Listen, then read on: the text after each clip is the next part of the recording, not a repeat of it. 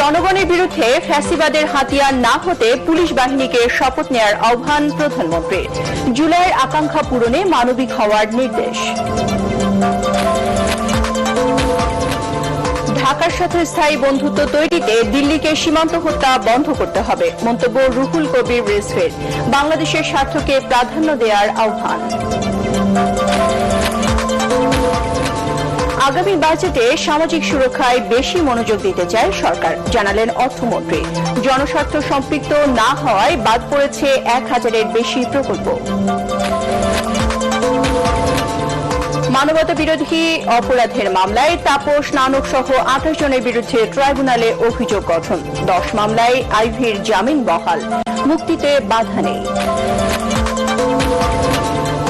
ঈদযাত্রা নির্বিঘ্ন করতে সড়ক, রেল ও নৌপথের সমন্বিত প্রস্তুতি নেওয়ার আশ্বাস সড়ক পরিবহন মন্ত্রী শেখ রবিউল আলমের।